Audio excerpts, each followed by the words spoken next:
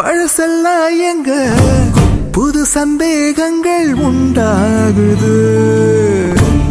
இது திண்டாட்டமா இல்ல தொள்ளாட்டமா? மண்ணை விட்டு 2 கால் தாவுது.